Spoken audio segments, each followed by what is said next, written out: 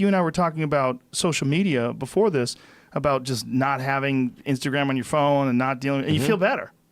Yes, I think that one of the issues with social media that's been pointed out by many people is that I think maybe particularly Instagram, people look like they have a much better life than they really do. Right. So By design.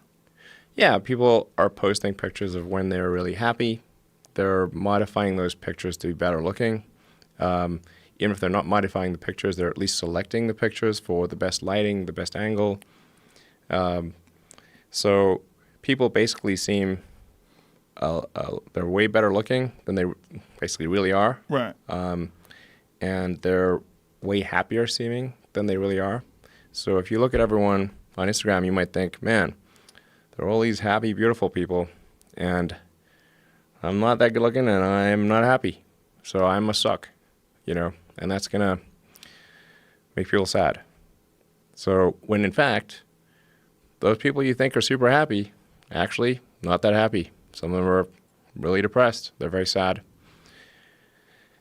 Some of the happiest seeming people, actually some of the saddest people in reality. And nobody looks good all the time. It doesn't matter who you are. No. It's not even something you should want. Why do you want to look great all the time? Yeah, exactly. So I think things like that can make people quite sad. Well, just by comparison, because you just sort of people generally think of themselves relative to others. We are constantly rebaselining our expectations.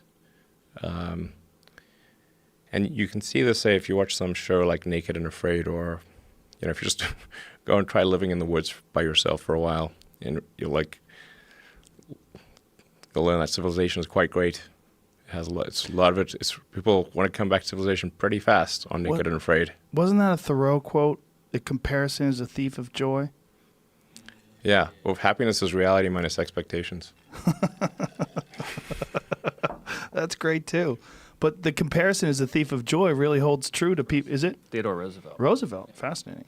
When you're thinking about Instagram, because what essentially Instagram is with a lot of people is you're giving them the opportunity to be their own PR agent. And they always go towards the glamorous, And when anybody does show, hashtag no filter, if they really do that, like, oh, you're so brave. Look at you. No makeup. Yeah. They look good anyway. You look great. What are you doing? Oh my God, you don't have makeup on. You still look hot as fuck. You know what you're doing. I know what you're doing too.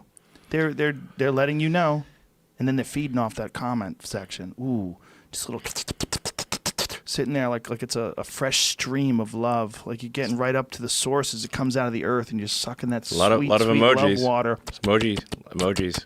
Yeah. A lot of emojis.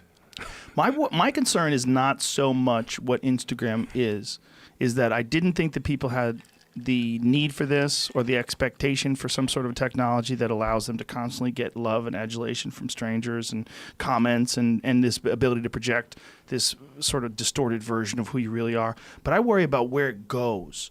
Like, what's the next one? What's the next one? Like, where is it? Is it going to be augmented? Is some sort of a weird augmented or virtual sort of Instagram type situation where you're not going to want to live in this real world? You're going to want to interface with this sort of world that you've created through your social media page. It's some next level thing. Go live in the simulation. Yeah, maybe in the simulation. Some Ready Player One type shit that's real. We have that HTC Vive here, and I've only done it a couple times, quite honestly, because it kind of freaks me out. Sure. My kids fucking love it, man. They love it. They love playing these weirdo games and walking around with that headset on. But part of me watching them do it goes, wow, I wonder if this is like the precursor.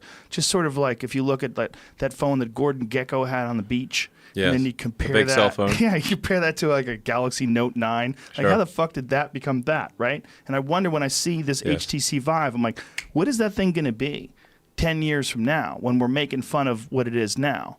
What is it? How ingrained and how connected and interconnected is this technology going to be in our life? It will be, at some point, indistinguishable from reality.